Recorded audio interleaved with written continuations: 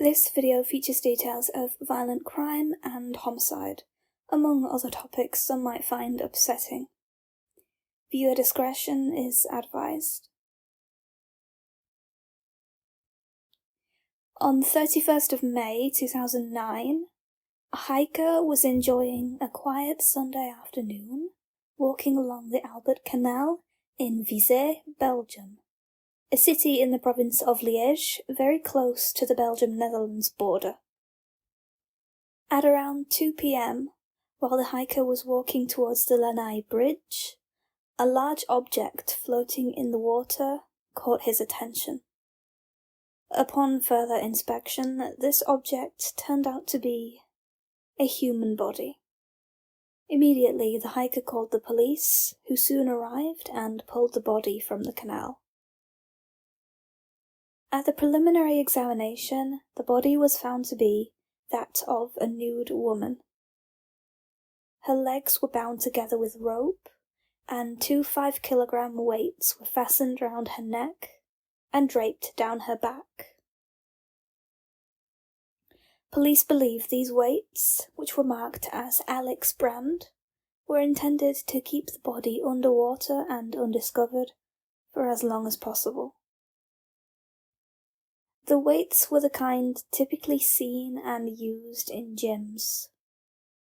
They are mass-produced items, and they don't carry any unique markings or serial numbers that would allow them to be traced back to any individual.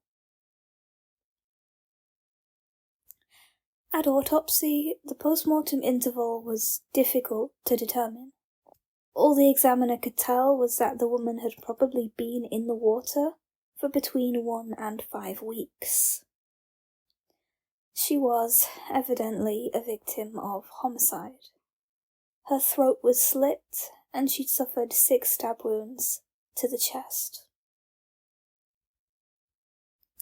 The victim was a fair-skinned European female, thought to be between 14 and 24 years old. At approximately 5'3" to 5'6", she weighed around 110 pounds, or 50 kilograms, with a petite yet athletic build.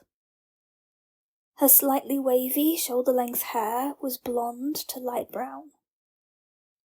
Her eyes are described as light-coloured, with no further detail. Both her ears were pierced. On her right wrist, she had a surgical scar, measuring about 4 inches long. Another surgical scar, not described in any specifics, was located on her lower abdomen. Her teeth were healthy and in good condition.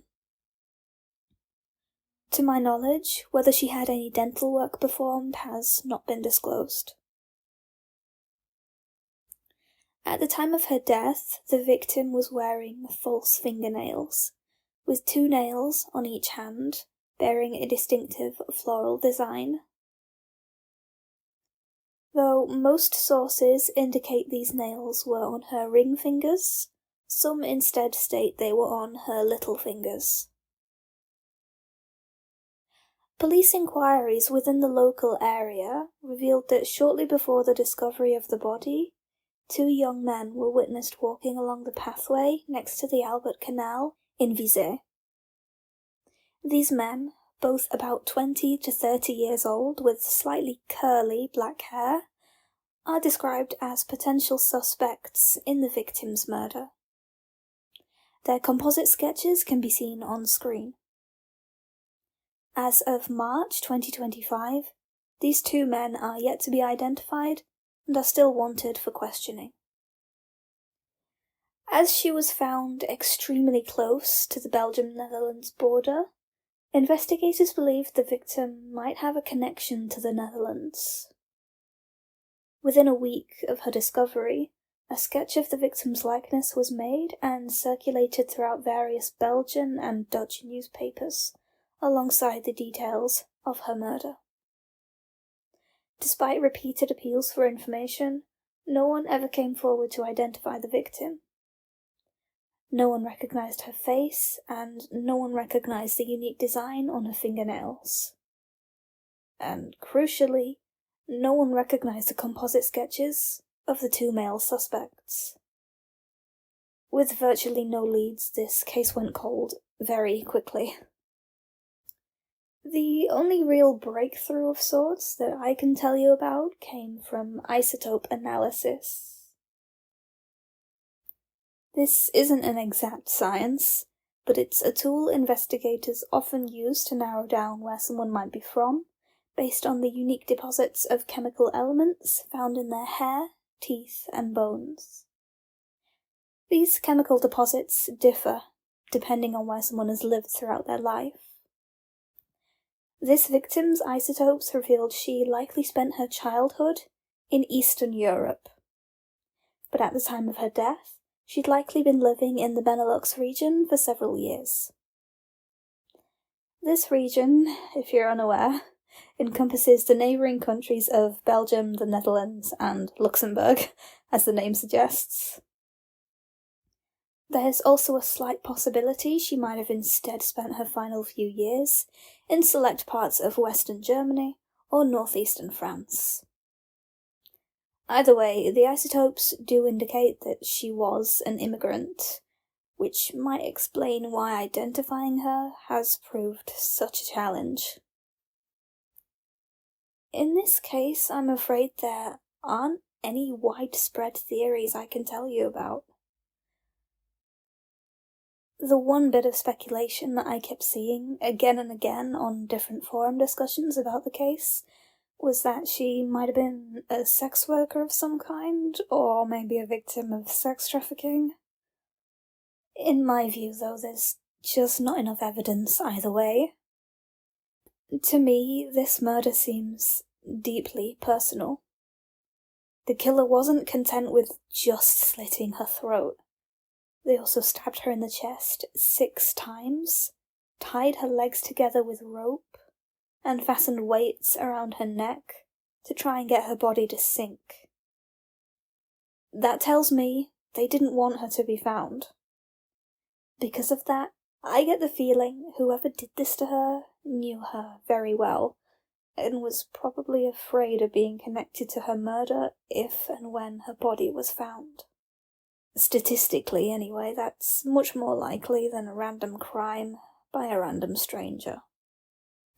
In May 2023, after over a decade had passed with no new leads and next to no press coverage, Visé Jane Doe was brought back into the public eye when Interpol first launched its Operation Identify Me campaign. This campaign, the first of its kind within Europe, was launched as an international appeal for information in some of the coldest cases across Europe. Every case that's part of the campaign is that of an unidentified female found deceased in Europe between 1976 and 2019, with the vast majority being young victims of homicide. Initially, the campaign spotlighted 22 cases of unidentified deceased women found in Germany, Belgium, and the Netherlands. Visé Jane Doe was one of those initial 22. In its first 18 months, Operation Identify Me garnered over 1,800 tips from the public. One of those tips soon led to the first identification. Just 2 days after the campaign was launched, a family in the UK saw a BBC report about Operation Identify Me and recognised one victim's distinctive tattoo as belonging to their missing sister, Rita Roberts. Rita, originally from Cardiff in Wales, moved to Antwerp, Belgium in February 1992. She last had contact with her family via a postcard sent in May 1992. On the 3rd of June 1992, Rita's body was pulled from a river in Antwerp. She had been violently murdered, and with her identity not being apparent, her case quickly went cold. After seeing her profile as part of Operation Identify Me and recognising her tattoo, Rita's family informed Interpol of their suspicions via their website. The identification of Rita Roberts was publicly announced in November 2023, with hers being the first success story in what police hoped would be a long line to come. As of March 2025, Belgian police are still appealing for information on Rita's movements in Antwerp and for information on her killer, who remains unidentified. Tips can be reported to Interpol via Rita's Operation Identify Me profile on their website. Her case number is 2023-BE02.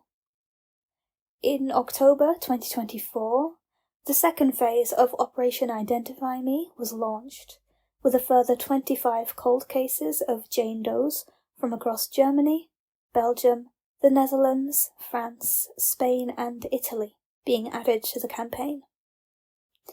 In this second phase, Interpol began circulating the biometric information, i.e. DNA, fingerprints and dental charts, of each decedent across the national databases of its 196 member countries. Within 5 months, another identification was made as a direct result of these efforts. In March 2025, a fingerprint match was made between an unidentified decedent in Spain and a missing woman from Paraguay. 33-year-old Ainhoa Isaga Ibieta Lima, who moved to Spain in 2013, was reported missing to police in Paraguay by her brother in mid-2019 after she hadn't been in contact for several months. Ainhoa's body, tragically, had been found in August 2018, hanging from a beam in a poultry shed attached to a farmhouse in Girona, Spain. With no evidence of foul play, the coroner ruled her death as suicide. With her last known place of residence being over 100 kilometers away in Barcelona, Ainhoa had no known connection to the extremely isolated place in which she died. To reach the farmhouse, she would have had to travel along several dirt roads in a forest just off the highway. However, her shoes were unusually clean, meaning she probably didn't walk there, although no abandoned vehicles were ever located nearby. No locals recognised Ainhoa, including the 3 people who lived in the farmhouse attached to the shed where she died, though a few witnesses reported seeing her wandering around alone in the area the day before she died.